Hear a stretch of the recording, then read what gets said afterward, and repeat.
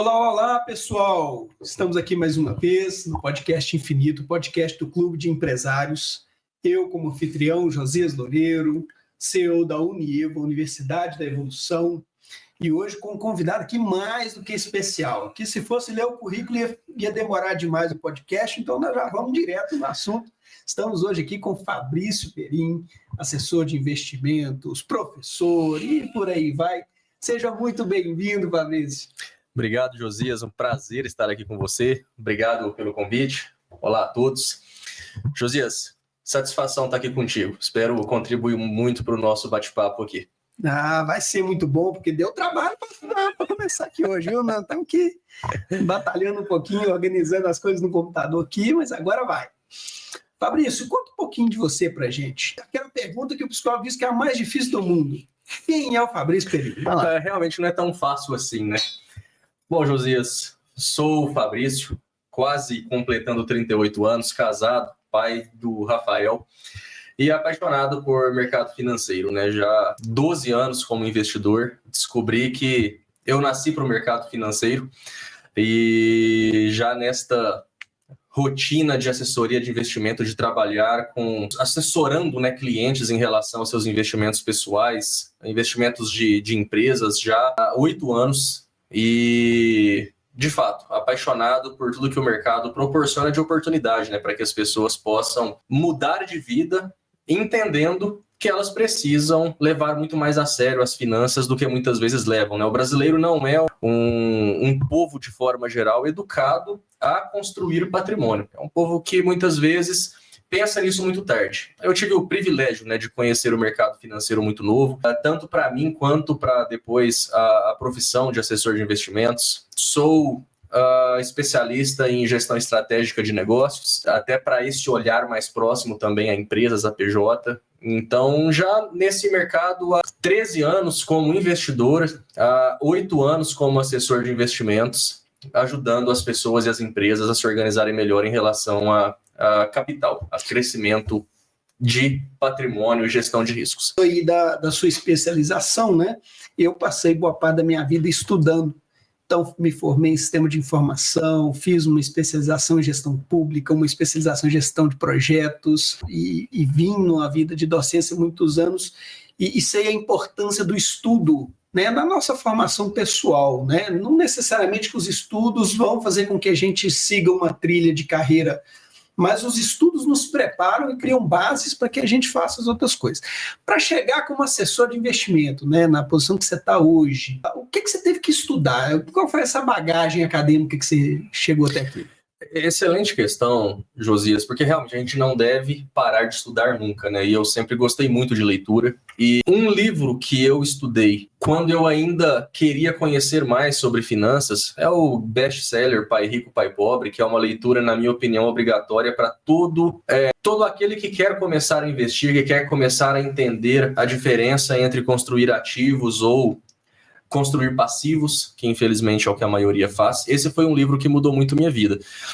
A partir dali eu comecei a entender um pouco mais a importância de estudo em relação ao próprio investimento de fato, ao mercado financeiro, macroeconomia, taxa de juros, inflação, como que isso interfere na nossa vida. Mas um ponto que muitos negligenciam, que eu sempre gostei e continuo estudando, é muito a questão comportamental. A neurociência, perfil financeiro, por que somos como somos. Eu e meu irmão, por exemplo, tivemos a mesma criação, mas financeiramente nós somos completamente diferentes em relação a perfil. Porque ele é assim, porque eu sou assim. Então, as pessoas precisam entender a princípio qual é a relação que elas têm com o dinheiro e por que são assim. Porque não adianta, né? A gente fazer planilhas, softwares, gestão, faz assim, faz assado, seria muito simples, né? Não gaste mais do que você ganha, mas não é tão simples assim. Então, a parte comportamental em relação a investimentos, a vida financeira, eu estudo ainda muito, porque isso, de fato, é muito mais importante do que o investimento em si. O investimento, qualquer software, planilha, te cospe ali, entre aspas, aqui, o que você deveria fazer. Mas você fazer aquilo, tomar consciência do que aquilo de fato é importante, é uma outra questão e muito mais difícil, inclusive, do que o investimento. Então, enfim, tanto a base de mercado, macroeconomia, microeconomia, continuo estudando isso, claro, isso faz parte do meu dia a dia. Mas a questão comportamental é algo que eu me dediquei muito em estudos para entender por que as pessoas muitas vezes têm dificuldade em relação à sua própria vida financeira. Isso tem a ver com o seu emocional, tem a ver com a sua criação. Então é algo que durante, né, as nossas assessorias, as mentorias, as palestras, a gente traz muito à tona esse ponto, até para que as pessoas entendam que muitas vezes é importante dar um passo atrás, se conhecer, ter autoconhecimento, para depois, de fato, conseguir construir riqueza. Que legal, que legal. Então, pessoal, ó, já pintou a primeira dica aqui do Fabrício do dia. Você quer começar a entender um pouquinho de investimento, você tem que entender o macroeconômico, o processo, o que significa os detalhes mais simples, né, desse ciclo de investimento. E o livro Pai Rico, Pai Pobre, um livro que eu já li, eu recomendo também, um livro sensacional, gostoso de ler, né, do Robert. Então, eu indico que você leia esse livro, Pai Rico, Pai Pobre, e eu acrescento, se você é casado, eu acrescento o livro Casais Inteligentes Se Enriquecem Juntos, do Cerbasi. Esse livro é muito bom, esse livro me ajudou demais a conhecer a minha esposa e entender como funciona as diferenças entre eu e ela com relação a dinheiro. Minha esposa é sensacional, eu sou apaixonado por ela, mas a minha esposa tem um problema que eu identifiquei rápido quando eu casei, nos primeiros anos de casado, eu identifiquei que ela tinha aversão a papel moeda. Olha só. E eu não tinha essa clareza do que seria esse tipo de coisa, e quando eu li o livro eu entendi. Né? O livro apresenta essas nuances das pessoas, exato, as relações das pessoas com o dinheiro, o Cerbasi traz esse contexto, e eu percebi que a minha esposa, assim, se ela tiver R$100, ela gasta 100, mas se ela tiver 1.000, ela gasta 1.000. E se ela tiver um cartão, ela não gasta. Olha só. Porque a versão dela é com papel moeda. Com o cartão, ela controla e compra aquilo que ela precisa e o que ela quer na hora que ela quer. Com o dinheiro, ela se sente obrigada a quitar aquele dinheiro. E aí, me perdoa, Elaine, vou contar essa aqui, né? Essa que eu não vou perdoar. Essa história é legal, Fabrício, que um dia eu estava trabalhando e um colega me ligou e falou assim: Josias, você lembra aquele dinheiro que eu estou te devendo? Estou querendo te pagar. Não acreditei, né? Cada um me deve já alguns meses, né? Eu falei, velho, que bom, cara. Então tá bom, posso passar aí na hora do almoço e pagar? Pode, tô aqui trabalhando, pode passar aqui. Na hora do almoço ele não passou, eu nem lembrei, estava trabalhando. 5 horas da tarde, ou 4, pouco da tarde, ele me liga e fala assim: Josias, desculpa, cara, não consegui de manhã e tal. Eu posso deixar o dia com a sua esposa aqui, onde ela trabalha, que é mais perto para mim? Eu falei, pode, sem problema. E ele passou lá e deixou, na época, R$750 com a minha esposa, que era mais ou menos um salário mínimo, né, na época. E a minha esposa me liga imediatamente, 5h15, mais ou menos, ela me liga: Josias, fulano passou, deixou comigo aqui R$750, você precisa desse dinheiro agora, você quer que eu te leve? Eu falei com ela, não. Esse dinheiro eu já tinha contabilizado ele como fundo perdido nas minhas contas. Então faz o seguinte, fica com esse dinheiro para você, faz o que você quiser com ele aí. Só que eu estou entrando numa reunião, eu realmente não posso continuar essa conversa agora, tudo bem? Tudo bem, desliga. Deu 5:50, ela me liga de novo. Isso era 5h15, 5:50, ela me liga: Josias, você tem R$250 no bolso, hein? Eu falei, tenho. Mas eu não acabei de te dar 750. Não, pois é, mas eu passei num lugar aqui para comprar um negócio e é 1.000. Isso é que é a facilidade, né, de gastar. Né? Então, assim, e não é muita futilidade, ela realmente foi comprar um guarda-roupa, alguma coisa assim, era móveis para casa, mas a relação das pessoas com o dinheiro é diferente, com isso certeza. Realmente impacta, né? E como você falou um pouquinho disso, como é que você sente essa importância dessa educação financeira começar cedo na vida das pessoas? Josias, essa é uma pergunta até que eu acho que ela deve ser respondida com um pouquinho de profundidade, pelo seguinte: existem estudos muito mais norte-americanos do que brasileiros que falam que pessoas que sabem, crianças que sabem aguardar por uma recompensa tardia são muito mais bem-sucedidas.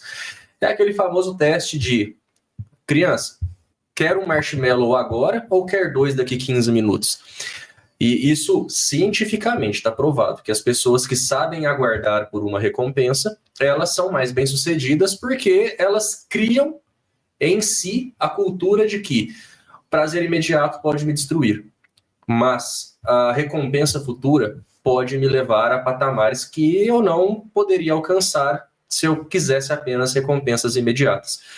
E durante algumas mentorias, inclusive, que a gente faz de forma individual com pessoas que querem estruturar a sua vida financeira, a gente conversa com muita gente que é frustrada financeiramente justamente pela recompensa imediata. Não é raro a gente ouvir que, Fabrício, poxa, eu trabalho tanto, me dedico tanto, e eu preciso de uma recompensa, eu preciso me recompensar. Tudo bem, isso não é errado.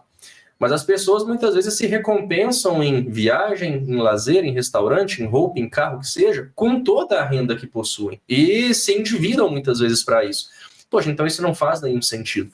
Se recompense. A gente até tem um modelo, né, de distribuição racional de renda, como você deveria gastar o seu salário com o teu orçamento pessoal. E você, dentro desse orçamento, tem uma parte que ela é voltada à recompensa imediata, mas tem parte que é recompensa de longo prazo.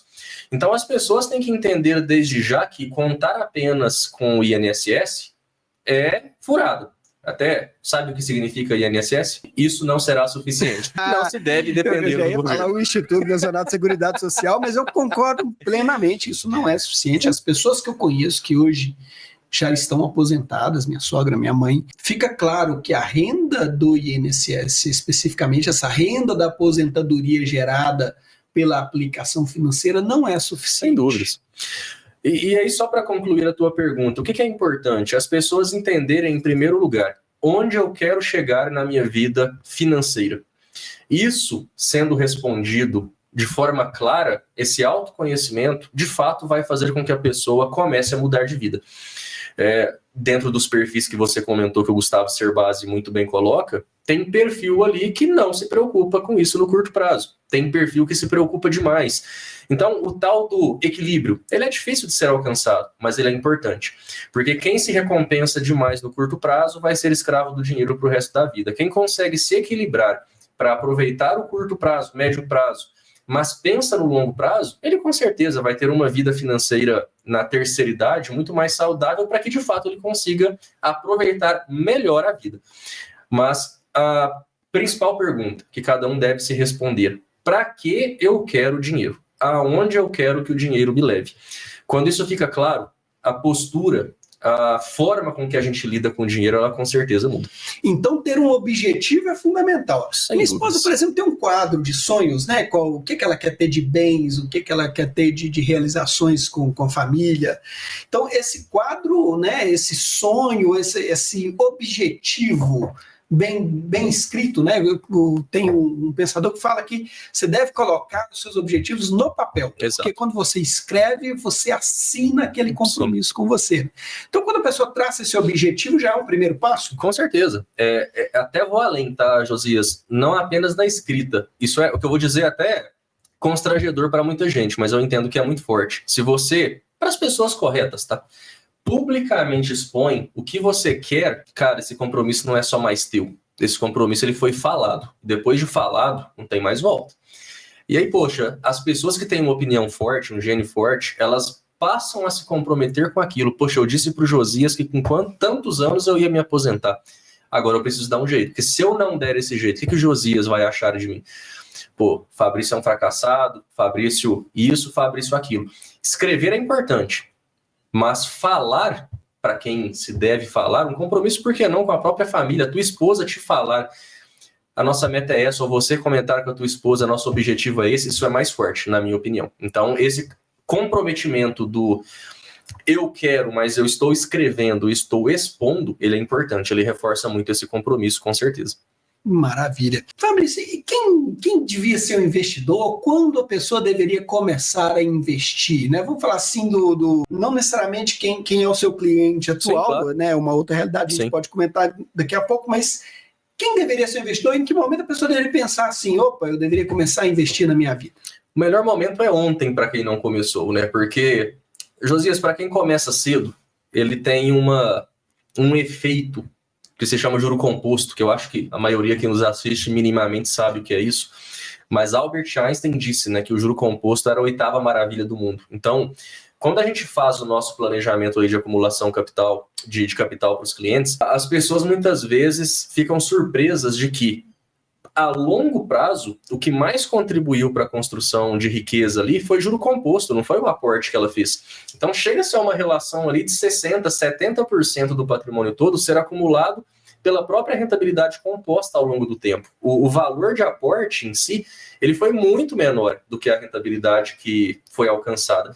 Mas para quem começa cedo, para quem começa tarde, a gente já não tem tanto tempo para que esse juro composto contribua de forma significativa. Então, a necessidade da pessoa aportar um valor maior se torna muito mais importante. E para que isso... mas quanto? Para mim que estou ouvindo isso agora, quero começar, como que deveria ser uma distribuição de gastos ali em relação à minha renda? Uma sugestão. 70% do que se ganha é para você viver. É para comer, morar, vestir, enfim, necessidades básicas. Estudar, 10% independência financeira, investimento para longo prazo. Voltando à questão do equilíbrio, mais 10% sonhos. Poxa, eu sonho em levar o meu filho para a Disney, mas eu preciso me aposentar também. Como? 10% aposentadoria, 10% realização de sonhos. E 10%, Josias, é para doação. E aí não sou eu que falo, não é uma questão que o Fabrício inventou isso. Todo educador financeiro fala sobre a importância de doação. Tem gente que fala sobre lei da atratividade, se eu dou, eu recebo. Tem gente que mais espiritualizado fala que é uma questão de generosidade mesmo com o teu próximo. Independente da forma com que você acredite nisso. 10% doação. Então 70% eu vivo. 10% eu invisto para aposentadoria, 10% para realização de sonhos, 10% para doação.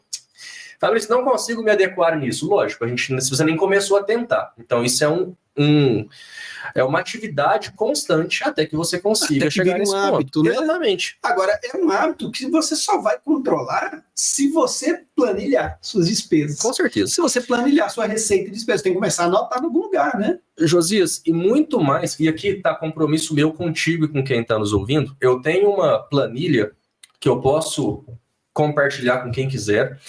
Muito mais efetivo do que anotar é eu planejar pelo menos 12 meses. Porque, poxa, então, o que precisa de ter de margem do que eu ganho para esses 10%, 10%, 10%, 70%?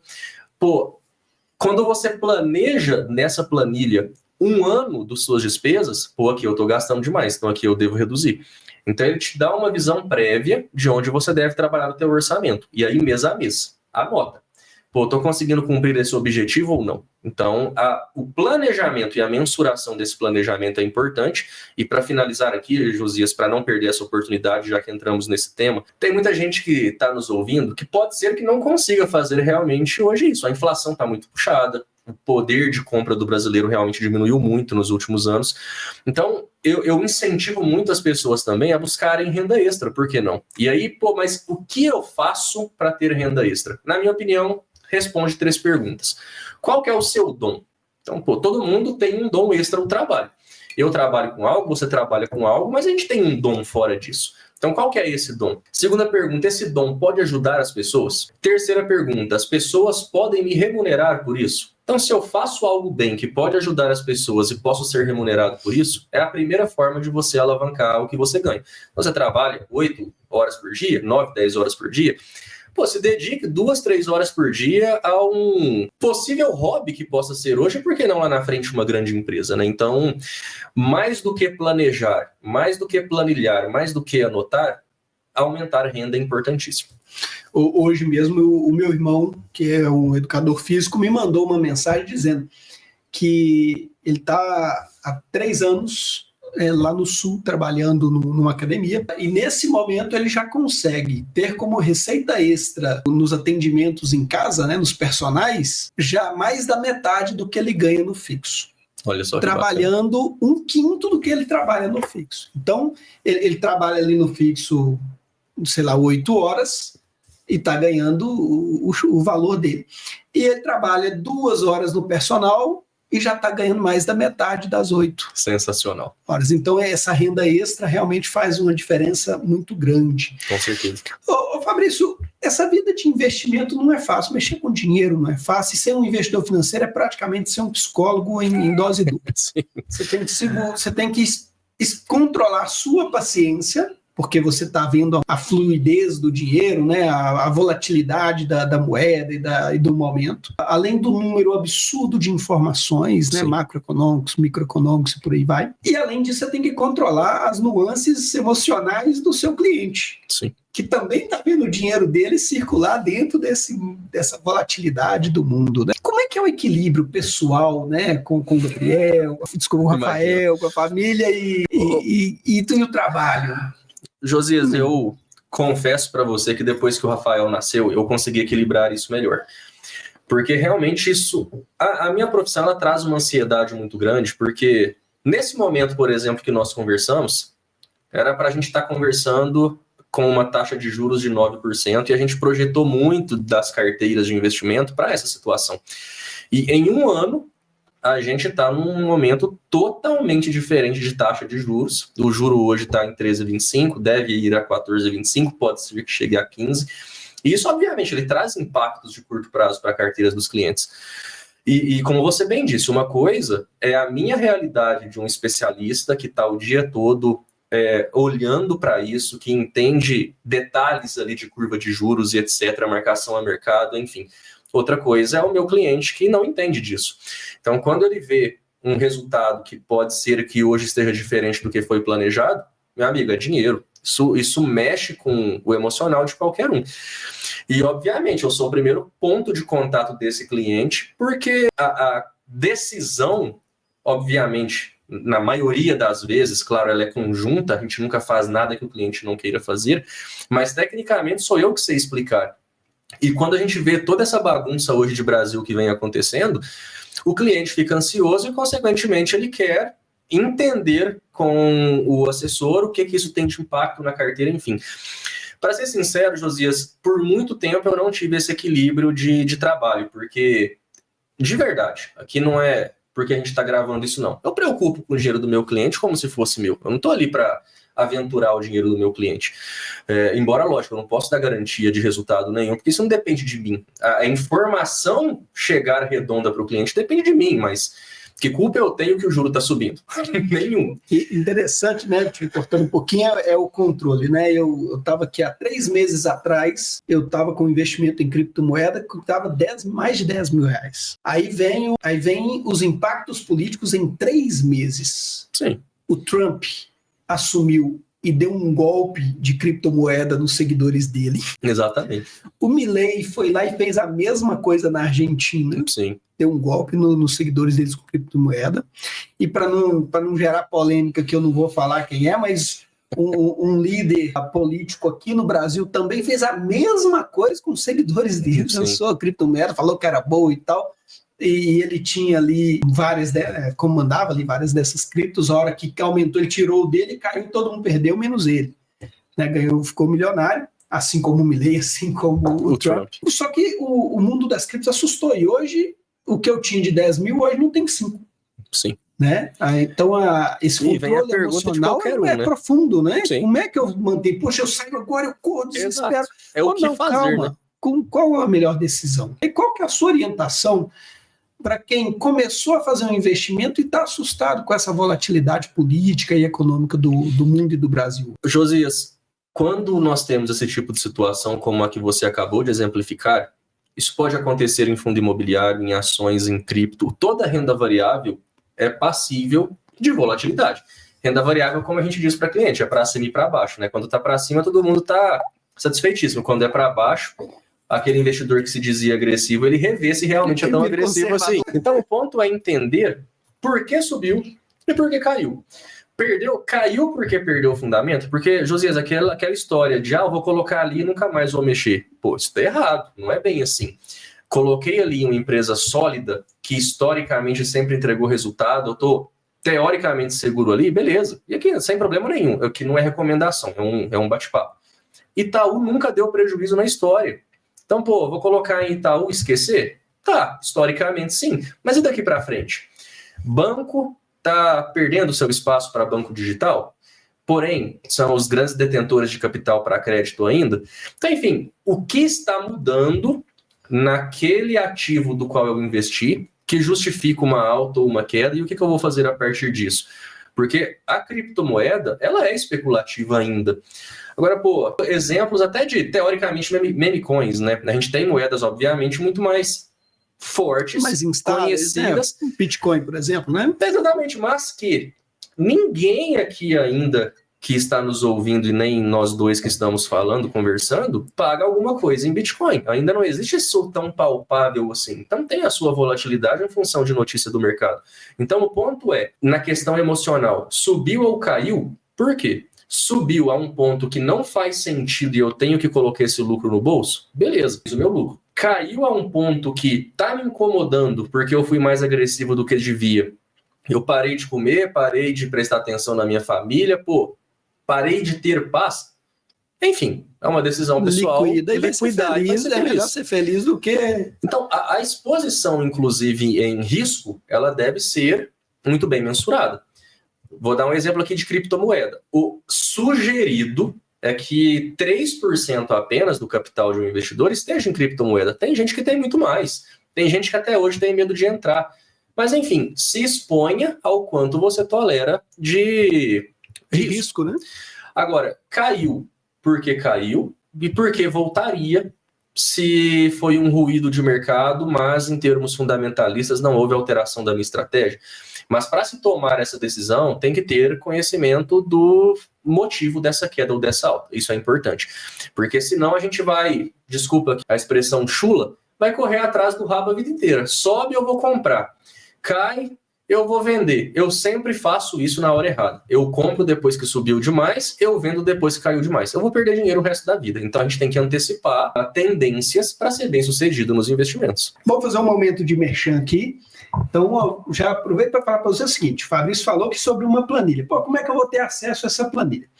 Então, aqui abaixo, na descrição desse podcast, está descrito, vou deixar aqui o Instagram do Fabrício. Você vai lá no Instagram dele, já dá um seguir, já dá uma curtida, manda um oi para ele, fala: Fabrício, manda uma planilha para mim. E já começa aí a criar uma relação com um investidor, né, mais experiente, que pode ser, quiçá, o seu investidor futuro. Agora, sua empresa quer trabalhar com licitações, está com dificuldade de aproveitar esse mercado de licitações, aí você vai falar no meu Instagram. O meu Instagram também está aqui embaixo, e eu trabalho tanto com treinamento de licitações para a área pública, quanto com treinamento para as empresas, e também com assessoria. O que isso quer dizer? Quer dizer que eu faço tudo. Você não precisa se preocupar com as licitações. Eu pesquiso, eu analiso, minha equipe toda trabalha para fazer toda a participação no processo licitatório, e a gente ganha e te entrega o contrato para você fazer a entrega. Tá? Então é uma vida mais tranquila trabalhar no mundo das licitações do que você imagina. Qualquer dúvida pode me procurar. Outra coisa, nós estamos aqui nesse estúdio, o estúdio da 888 Hub, que faz parte do grupo Lopes 888. Então, cederam para nós esse espaço aqui para a gente fazer o podcast. Vocês vão ver que a melhoria do episódio 1 até hoje, a gente está melhorando a cada episódio, e a gente agradece aqui ao Luiz que cedeu esse espaço para a gente. E se você quer usufruir desse espaço, faça contato com o Luiz, na Lopes 888. E Fabrício, você também tem que fazer o seu merchan. Fabrício trabalha na UDG Investimentos, né, uma representante da XP aqui em Poços de Caldas. Fabrício, fala um pouquinho para a gente da UDG. Legal, Josias. Josias, a UDG ela começou em 2009. Nós estamos em agosto desse ano completando 16 anos, sempre junto à XP. Eu sou um dos sócios da empresa. Comecei em 2017, então eu tenho aí 8 anos junto à UDG. E até pouco tempo atrás, relativo pouco tempo atrás, XP era conhecida apenas por uma casa de investimentos, uma corretora, uma distribuidora de investimentos. Mas a XP, de 5, 6 anos para cá, se tornou um banco. Então, hoje a gente tem soluções para qualquer necessidade do cliente. Obviamente, o nosso carro-chefe ainda é investimentos, é planejamento financeiro, acúmulo de capital, estratégia de gestão de riscos, enfim. Porém, hoje nós temos soluções tais quais seguros de todas as formas possíveis, consórcio de todas as formas possíveis. Então, tudo que o banco tem de atuação com prateleira que não investimentos, hoje nós também temos.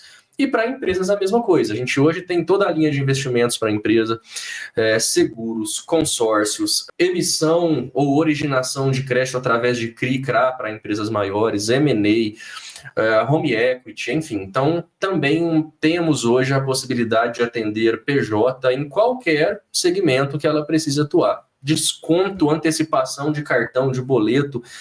Enfim, então hoje a XP de fato atua em diversas frentes para que o nosso cliente tenha acesso às melhores oportunidades de uma forma democrática. E o que, na minha opinião, é mais importante, Josias, seja PFPJ que tem uma conta em um determinado banco, fica restrito àquele banco. E esse é o diferencial da corretora, é permitir com que a gente tenha a possibilidade de trazer ferramentas de diversos players de mercado no mesmo lugar. Então, a XP tem uma série de parcerias, a UDG tem uma série de parcerias que permite, né, que o nosso cliente, em um lugar apenas, tenha acesso a diversas instituições para que ele tenha seu problema solucionado ali, qualquer que seja ele. Tá, então hoje, qual é o cliente ideal, qual é o cliente que deveria procurar a UDG e como ele deveria fazer isso? Sim, Josias, para uma assessoria de investimentos mais personalizada, isso nem vem do Fabrício ou da UDG, isso vem da própria XP. Para investimentos, a gente consegue ter um pouco mais de proximidade com o nosso cliente a partir do momento ali que ele tem colocará aproximadamente R$300 mil. Menos que isso a gente atende, só que é algo um pouco mais passivo. Passivo quer dizer que você não me dá atenção? Não. Passivo quer dizer que o cliente nos procura com R$100 mil. Nós estudamos junto a ele uma estratégia de investimentos e fazemos essa alocação conjunta. Nós temos dentro da UDG uma célula de BI. Então, se o cliente tem um investimento do qual a gente precisa sair por qualquer motivo que seja, nosso economista filtra essa necessidade de reposicionamento, a gente contacta o cliente para fazer essa sugestão de saída. Ou o cliente traz capital e a gente vai, obviamente, ajudar esse cliente nessa alocação. Mas com um pouco mais de R$300 mil, a gente já consegue ser um pouco mais próximo de reunião, de acompanhamento de carteira, enfim. Agora, não tenho esse capital todo, não tenho mais de 300, tenho menos. Hoje, como eu disse que nós somos um hub de solução financeira, a gente sempre faz questão de conversar com todos, porque às vezes, Josias, quem está nos ouvindo aqui quer um direcionamento, como eu recebi ontem de um cliente, do que seria melhor no caso dele. Eu quito meu consórcio, faço um financiamento, compro uma casa e coloco no Airbnb. Esse tipo de consulta a gente muitas vezes recebe e a gente consegue direcionar esse cliente para a melhor solução. Então, hoje, por sermos um banco, e de fato somos, né, a gente não tem nem por que esconder isso, a gente consegue atender clientes com menos de 300 mil, tanto em investimento quanto em outras possibilidades. Então, para quem não tem esse capital todo, a gente de toda forma fica aberto para tomar um café, conversarmos para entender de que forma ou de qual outra forma, em outra solução financeira, a gente poderia ser útil também. Que legal. Então, você entendeu. Você não precisa ter papo na língua, não. Você não se sente atendido hoje com o seu dinheiro no banco? Eu, por exemplo, não me sentia. Meu dinheiro estava num bancão e o bancão não me dava a atenção que eu gostaria. E eu busquei uma assessoria de investimento. Então, assessoria de investimento, eu não tenho esse dinheiro todo, é verdade, mas tem muito mais, né? Eu vou dizer que eu me sinto muito bem atendido nesse momento, mesmo sendo um cliente com uma quantidade pequena, né, dentro do nível de clientes ali da UDG. Estou na classe mais baixa, mas estou muito bem atendido. O Fabrício, por sinal, tem me dado um atendimento muito bom. Eu indico a todos vocês irem lá e conversar um pouquinho, tomar um cafezinho. Lógico. Pode fazer um zóio, quem é do clube, pode ser sensacional. Fabrício, qual a importância dessa conexão, né, que o clube traz, né, o clube de empresários traz, e essa relação entre a conexão que o clube traz e a importância das pessoas de crescerem continuamente? Como é que você vê isso? Josias, eu entendo que no negócio, o mais importante, a gente fala muito isso lá na UDG, o mais importante para negócio é relacionamento. Como eu disse, Josias, não necessariamente todo investidor tem o retorno que ele esperaria ter. Mas quando esse cliente entende que nós temos o zelo pelo capital que ele tem, e lógico, o que é esse zelo? É o relacionamento. Ou seja, cliente, tua carteira não está indo bem por isso, por isso e por isso, mas a expectativa é essa e essa e essa. Ou o cliente, tua carteira está indo muito bem porque a estratégia lá atrás era essa, e isso de fato aconteceu. Estando bem, estando mal, o relacionamento é o que traz a confiança desse cliente com o nosso trabalho. Pode falar, fala para o pessoal ali que eu vou só pôr uma cara no notebook. Fica tranquilo. Então, em relação a essa questão do relacionamento em si, no clube de empresários, isso é essencial, porque é um clube que tem uma série de possibilidades de networking em diversos eventos que são promovidos, que fortalecem muito essa relação de confiança. E essa relação de confiança fortalecida é o que vai gerar negócio para todo mundo. Então, poxa, eu já participei de diversos encontros do clube de empresários, já conheci várias pessoas, inclusive o Josias eu conheci em um dos encontros do clube de empresários de uma forma até muito casual, muito inesperada. O Josias viu que eu estava de camiseta da XP. Pô, você trabalha com a XP? Trabalho, e assim estamos aqui hoje, né? Dessa forma começou a nossa jornada juntos aqui. Então, esse networking que o clube proporciona, ele tem que ser aproveitado. Ele precisa ser aproveitado, porque é através dele que se gera relacionamento, que se gera confiança e que se gera negócios. Então isso tem que ser carro-chefe de quem participa do clube, sem dúvidas nenhuma. Tá. Gente, para a gente já ir para o finalmente aqui, Fabrício, nós sabemos que o momento do país não é o mais agradável. Né? A gente vai no supermercado e a coisa não para de aumentar. O aluguel na nossa cidade está aumentando continuamente. Sim. O número de casas à venda está aumentando. Então você vê que as pessoas estão buscando, de alguma forma, se ajustar nesse... Eu, particularmente, digo que já é uma recessão, mas não sou um economista para poder afirmar isso. Mas eu já sinto uma recessão. Sim. Os clientes já representam isso, e eu tenho hoje mais de 1.000 alunos no país inteiro. O momento não é o mais agradável. Mesmo assim, é o momento de investir. Josias, ainda bem que você trouxe essa questão, tá? A gente não poderia terminar nosso bate-papo sem esse ponto.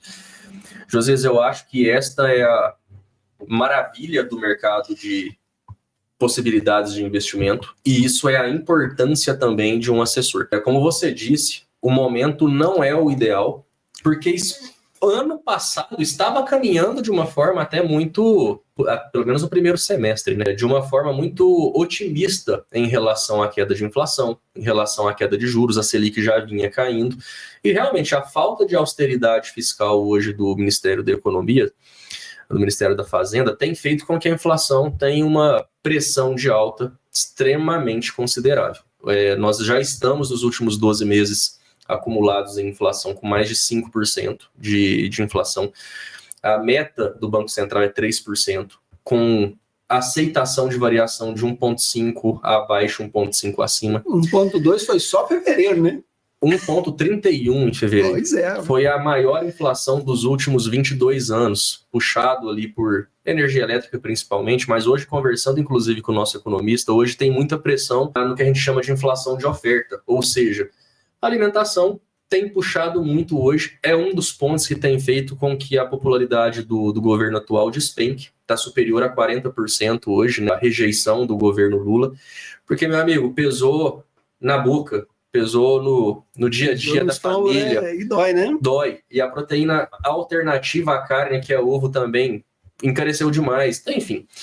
Mas voltando à sua pergunta, por mais que seja uma situação que ninguém previa, hoje o Brasil é o único país do mundo que está subindo juros, todo mundo caindo juros e Brasil subindo juros, então realmente a gente está na contramão do mundo todo, ainda traz muita oportunidade, porque basicamente se o juro está baixo, eu posso tomar mais risco, porque se o juro está baixo é porque a inflação está baixa e o país está crescendo. Se o país está crescendo, as empresas estão prosperando. Se as empresas estão prosperando, teoricamente a Bolsa de Valores está subindo. Mas nesta situação que nós temos um juro em alta com uma inflação em alta, e já está realmente acontecendo uma situação de recessão, por menor que seja ela, mas a gente vai sentir isso de uma forma muito mais significativa nos próximos meses, com a Selic subindo consideravelmente como está, isso traz outro tipo de cenário. Então, poxa, se eu estou em recessão, a empresa está ganhando menos dinheiro, as pessoas estão consumindo menos, e bolsa pode não ser, porque isso depende. Hoje, por exemplo, bolsa subindo mais de 2%, porque já está vindo capital estrangeiro que está desacreditando no crescimento econômico dos Estados Unidos, então isso é muito dinâmico. Porém, com uma Selic a 13,25 hoje com expectativa, como eu disse, de ir a 15, 14,25 praticamente é certo. Investir em renda fixa se torna um cenário extremamente atrativo. O brasileiro está acostumado, né, a ter mais de 1% ao mês em retorno de aplicação, porque o nosso país é um país de inflação alta e juro muito alto na maioria das vezes. E esse cenário voltou e voltou com muita força. Então, seja em momento de juro baixo com inflação controlada, seja em momento de inflação alta com juro alto, oportunidades de investimento sempre vão acontecer. O ponto é, qual é o teu perfil? Qual é o seu perfil? Nós falamos aqui, temos que investir dentro do perfil que nós toleramos. Se bolsa está pressionada porque existe recessão econômica e o preço dos ativos está barato, é o melhor momento para comprar? Lógico. Pô, mas eu sou agressivo ao ponto de comprar bolsa hoje e esperar uma recuperação? Ou eu sou conservador de não querer bolsa e garantir previsibilidade de retorno em renda fixa? Então é isso que a gente, inclusive, né, ajuda o nosso cliente a entender. Mas independente do cenário macroeconômico, microeconômico, em consequência, o momento de investir, como eu disse, é ontem. É sempre agora. Porque a oportunidade a gente sempre vai ter, para o conservador e para o agressivo. Isso aí. Então, pessoal, a pior coisa que você pode fazer hoje é deixar o seu dinheiro parado. Porque ele parado, a inflação está comendo ele. 5% no mínimo ele vai estar perdendo. Isso é no mínimo por quê? Porque a inflação real é muito diferente dessa inflação política. Muitas vezes você vai perder 8%, 9% nesse dinheiro seu parado. E ele investido na poupança, é ele parado do mesmo jeito. Exatamente. É ele parado com gordurinha, mas ele está parado. Entendeu? Então, o seu dinheiro tem que ser investido e investido da melhor forma possível. É difícil de ganhar, então nós temos que fazer ele render. Então, procura o Fabrício, procura o DG, é uma indicação aí que para mim está muito agradável, meu dinheiro está muito bem cuidado. Entendeu? E eu não mexo nele não, porque eu deixo lá e o Fabrício está cuidando dele para mim, tá? E isso é importante. Essa tranquilidade que você ganha tendo um assessor de investimento é um processo importante. Sem dúvidas. Fabrício, deixa aí um último recado para gente. O que você está vendo aí de mundo hoje? De repente uma dicasinha de investimento, nesse pontual agora. Legal. Josias e demais, né, que nos acompanham aqui. Eu acredito que o que eu mais posso trazer de reforço aqui desse nosso bate-papo, Josias, é de fato a importância de cada um de nós assumirmos a nossa vida financeira. Não faz o menor sentido a gente terceirizar isso para o governo. INSS não vai ser o suficiente. Você trouxe um ponto importantíssimo do que é o IPCA, ou a inflação que é mensurada pelo IBGE, e da inflação que a gente sente no nosso bolso. Esse ano, por exemplo, meu plano de saúde foi reajustado em 22%. A escola do meu filho foi reajustada em 7%. Então, enfim, está muito acima do 5%. E o governo vem falar de 3,5%. Exato. Então, não é 3,5%. Exatamente. Então, tudo bem que o cálculo do IPCA, ele gera uma série de questionamentos, mas ele tem, de fato, ali uma média ponderada em cada estado, em cada centro de custo que faz parte do IPCA, enfim. Mas a maior responsabilidade pelo seu dinheiro, pelo meu, pelo do Josias, é de cada um de nós. E um dia, eu tenho absoluta tranquilidade em dizer isso aqui, um dia nós seremos cobrados nós mesmos vamos nos cobrar pelas escolhas que nós fazemos hoje. Então, para quem não se preocupa com o amanhã, eu duvido, Josias, que você, qualquer um que nos acompanha, ninguém quer trabalhar o resto da vida, mas a possibilidade de fazer com que você possa ter uma terceira idade confortável, aproveitando bem a sua aposentadoria, porque eu entendo que a aposentadoria não é ficar dentro de casa o dia inteiro, é viajar, é ter experiência, enfim. Essa responsabilidade é minha, tua e tua. Então, se tem algo que eu posso, de forma muito tranquila, dizer, é que um dia cada um de nós vamos ser cobrados em relação à nossa vida financeira pelas escolhas que nós fazemos hoje. E equilíbrio é importante, sem dúvida. Quem hoje se isenta também de qualquer tipo de lazer, de conforto, fica o meu questionamento, será que vale a pena? Não tenho receio nenhum de falar que eu já fui assim, mudei muito a forma que eu enxergo hoje. Já foi um workaholic? Workaholic eu ainda sou, mas eu era um tio Patinhas ali, que só guardava e me privava de muita coisa que eu não precisava me privar. Hoje, depois que meu filho nasceu, principalmente, eu tenho muito mais equilíbrio.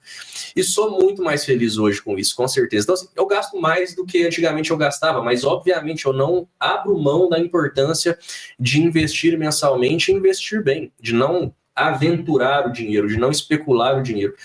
Então, esse é o primeiro ponto. Tenha consciência da importância de uma renda passiva para complementar qualquer tipo de aposentadoria que a gente vá ter no futuro. E realmente, tão importante quanto, e aqui não é simplesmente porque eu sou assessor de investimentos, eu falaria isso a qualquer momento, mesmo antes de estar nesse mercado, quando eu era apenas investidor, procure um profissional sério para te auxiliar. E, obviamente, eu e a UD estamos à disposição. Porque tem muito aventureiro que perde muito dinheiro e acha que bolsa de valores é cassino, porque faz que seja. E aqui também problema nenhum em dizer, tá? A minha opinião é de que day trade é cassino. Então, pô, tenha responsabilidade, porque como você bem disse, Josias, agora há pouco, o dinheiro é suado, não é fácil a gente ganhar o dinheiro que a gente ganha. E ele tem que ser respeitado. Dinheiro tem que ser respeitado. Depois de muito tempo eu entendi... Não aceita desaforo não, né? É isso que eu ia dizer. Depois de um tempo, eu não entendia. Por que é dinheiro não aceitar desaforo? Meu irmão, gastou. Perdeu. Isso é não aceitar desaforo. Então comece a investir, comece a planejar o seu futuro financeiro e com responsabilidade. Esse é o recado final que eu traria aqui para o nosso bate-papo. E para finalizar aqui, eu deixo para você um convite, quem for do clube, que quiser participar do nosso podcast, me procure. E deixo aqui a frase de um economista famoso, que dizia que ganhar pouco ou ganhar muito é relativo. Se você gasta mais do que você ganha, você nunca vai ser feliz. Então, vamos ter sabedoria para usar o dinheiro, vamos buscar pessoas que realmente entendem de dinheiro, para cuidar do nosso dinheiro e a gente poder cuidar daquilo que é mais importante, nossa família, nossos negócios, nossa vida. E ser mais feliz. Um abraço, pessoal. Obrigado, Fabrício. Prazer, Josias. Pessoal, obrigado. Prazer. Muito bem. Teve bom, hein?